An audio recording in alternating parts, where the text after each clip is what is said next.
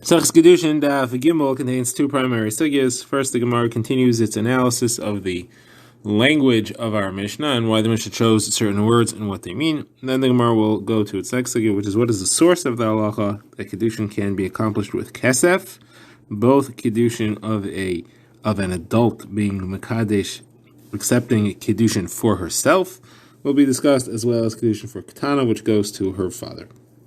So let's begin. The Gemara is in the middle of discussing why we use the word dirachim, that the woman can be nikneh with three drachim in three ways, as opposed to saying devarim, the more common term, devarim meaning three things. So why drachim over devarim? So the Gemara has tried one proposal, and now the Gemara is challenging it from other places where it says drachim. The Gemara quotes two sources where the term drachim is used, and our previous explanation doesn't fit. One of them is about a koi, which is an animal which is unclear whether it is classified as a domestic animal, as a behema, or as a wild animal, as a chaya. And the Mishnah says that there are four different ways in which it has four different sets of halacha. Some ways in which it's like a behema, some ways in which it's like an animal, some ways in which it's like both, and some ways in which it's like neither. Rashi fills this in for us.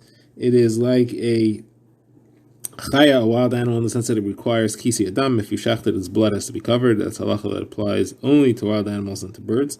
It's like a behemoth in the sense that it's chaylev, it has forbidden fats, those are forbidden. That is not true for a chaya. And this is because we're being machmir both ways. It is like a behemoth and a chaya in the fact that it has to be shachted, it requires a full-fledged slaughter, and is like neither of them in the fact that it cannot be mated to either of them. And all of these are l'chumra because we don't know if it is a chaya or a behemoth. We have to be machmir all these halachas. Now, there again it says derachim, so why do we use the term derachim? We should say dvarim. And then our second point is where we talk about, in the beginning of Masechus Gittin, which we just learned, it talks about the comparison of Gitin Nashim and Shechuri Avadim, that is the document which frees a woman from her marriage and frees Avadim from their ownership. It talks about the Zu Achas Min HaDerachim Sheshavu. This is one of the ways in which they are similar, and there are ways in which they are different. There are ways in which they are similar. Again, it uses the term Drachim. So why Drachim and not Devarim? So the Gemara gives a new answer. The Gemara gives a rule for when Drachim and Devarim are applied. The Gemara says Drachim is always used whenever there is a differentiation. It's not unified. There are split-offs. This is one way, this is another way. Then we use ways. We say that some ways like this, some ways like that. And therefore we use the term derachim. And devarim is when it's just a list of things which are all the same, when there's unification. So we can prove this in our Mishnah about the ways in which an esrog is compared to a vegetable or a tree. So we said that there are some derachim in which it's like an esrog, and some derachim in which is like a tree. There's differentiation. And that same Mishnah quotes Rabbi Elazar, who says that it's like a tree fully in all its halachos, and then he says l'chol davar, because it's unified according to him. He doesn't say b'chol derech in every way. Okay, that concludes the discussion of derachim. Now the Gemara goes on to the numbers. Our Mishnah had said that there are three ways in which a woman can be required, and two ways in which she requires herself. Why do we need these two numbers? If we're going to have a number, it's always to exclude something. So what is the three excluding? What is the way in which she is not acquired? So the Gemara says this to exclude chuppah. Taking her into a chuppah does not do Kiddushin. Taking her to a chuppah comes after Kiddushin and accomplishes Nisuin. But you cannot take her into chuppah and say this should be both Kiddushin and Nisuin. This is as opposed to Rav Huna, because Rav Huna says that chuppah is used for Kiddushin. He derives it from a Kal V'chomer. He says if chuppah can do Nisuin, which the other things can't do, Kal V'chomer, it could do Kiddushin, which the other items can do. Now, the Gemara wants to know, according to him, what is being excluded. Obviously, chuppah is not being excluded, so what is being excluded? The Gemara says what's being excluded is chalipin. Chalipin is a special type of kinyan where you acquire something by doing a transfer of some other object, and the transference of that object from hand to hand, to possession affects the transfer of this thing which you wanted to move. Now, that doesn't work for a woman. You cannot have the man give her something, and that's chalipin, and that transfers her to him as far as Kiddushin. So the Gemara wants to know why not, or why would I think that you could use chalipin? So the Gemara says because we're learning Kiddushin from Stei Ephron, from the acquiring of the field of Ephron by Avram Avinu. There it says kicha, and in Kiddushin it says the word kicha. It says kiyika cheshisha. fields can be acquired through chalipin. So you would think that a woman can also be acquired through chalipin. That's why our Mishnah comes to tell me that it cannot. And there is no one who holds that a woman can be acquired through chalipin. So Mishnah says, why not? So Gemara explains, because chalipin is a transaction that can take place with something within little to no value. You just use a handkerchief, or you could have Reuven hand the handkerchief to Shimon, and when that transfer is made, something transfers ownership from Shimon to Reuven. And a woman, if you want to acquire her with less than a shavat pruta, she will not have the das, she will not have the mental decision to give herself over. It is disrespectful and insulting to try to acquire her with less than a shavat pruta, and therefore it can't work. That explains why we have the number 3 in the beginning of the Mishnah discussing the ways in which a woman can be acquired. Now we just have to explain why we have the number 2 in the ways in which a woman can acquire herself. What are we excluding? So the Mishnah says we're excluding chalitza. You may think that if chalitza works to dissolve a yibum band, it should certainly work to dissolve a marriage, because a get cannot dissolve a yibum band, yet it can dissolve a marriage. So you may think that chalitza works for a marriage as well, even if it's not a yibum situation. That's why it comes to teach me that only these 2 things and not anything else. Now, the Gemara again asks, and how do you know? Maybe chalitza should work. So there's no, the Torah says, say for krisus, you have to do a krisus, you have to have something dividing between him and her. Chalitza is not a division between him and her, and therefore it doesn't work. Okay, now we move on to our second sugya, and that is, we had seen in the Mishnah that a man can acquire a woman, that is, he can have a Kiddushin through transferring of kesef, of money or value. So the Gemara says, how do you know that halacha? How do you know that kesef can affect a Kiddushin? We've already mentioned this on the first daf, where we were discussing stay Ephron, but here is the source of that sugya. The second thing the Gemara wants to know, which we'll focus on actually first, is when a woman is a kitana, her father can marry her off. He can bring her to Kiddushin, and he gets the Kiddushin. That is, he would receive the shtar Kiddushin, he would receive the kesef Kiddushin, and he would give her over to Bia for Kiddushin. That applies when she is a kitana.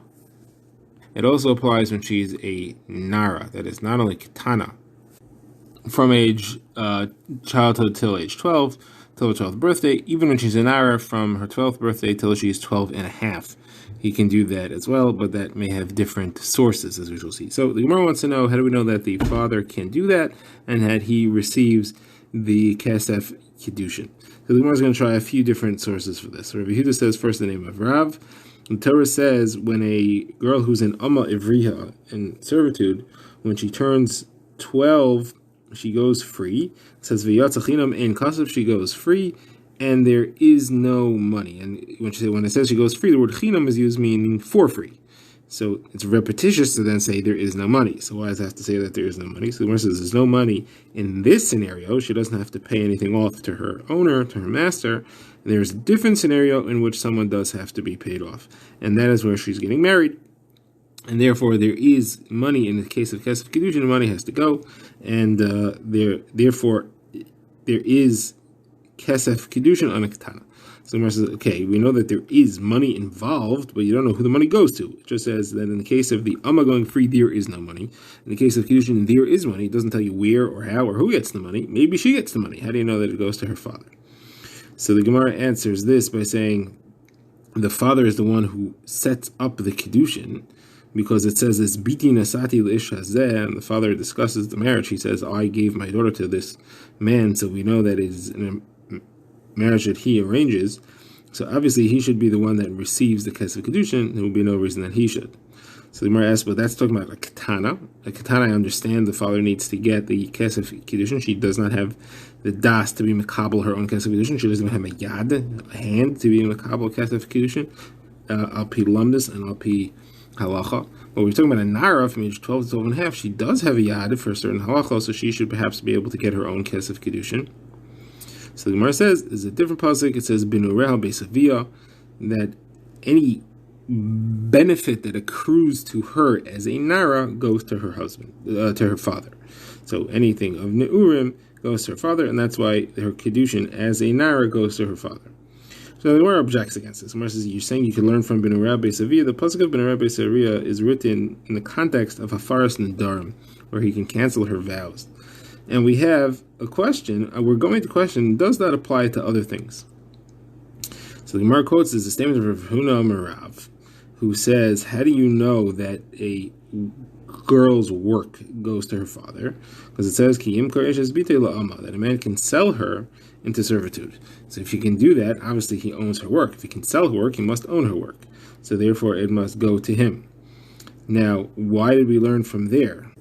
Why did we learn from the pasuk you brought before, bin orei beisavia? Obviously, bin orei beisavia is not a valid makar to teach me that the father gets the monetary benefit that she accrues, because bin orei beisavia is talking about nedarim.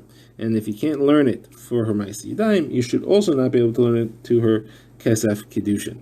So Mar says, why not? Let's learn from hafaras nedarim. So Mar says, no, because mamain and isser, monetary issues and issues of isser and heter, you can't learn from the other. Nedarim is an issue of isser and heter. Here we're talking about money, you can't learn one from the other. So the Mar says, well, maybe let's learn the fact that the father gets her kesef kiddushin from the fact that he gets her knas. If she's a victim of an onus or a pitoy, the knas goes to the father. So here as well, let the kesef kiddushin go to the father. Mar says, no, you can't learn that from knas. You don't learn money from knas. All knas is a chiddush. It's a halacha where the Torah awards a monetary penalty to someone, which is not something that he naturally deserves. It's not something that was taken from him. It's just given to him as a penalty against the person who committed the crime. And it's punitive, and therefore you can't learn anything from there. You can't learn actual restitution of a loss from punitive payments. So the Gemara says, okay, let's learn from Boishes and Pigam, where a girl is injured and she suffers embarrassment and devaluation. That money to recompense for those losses goes to the father. So therefore you should learn that the father is able to receive her kesef kiddushin as well. So Gemara says no, because the father has a part in that, because he could make her suffer those things should he will. He has the ability to marry her off to someone that is a busha, or that is a pagam, someone that's what the Gemara calls him a nuvul, mukashchin, someone who's very disgusting. And that would cause her that, and therefore he has control over her to that extent, and therefore he has the ability to collect for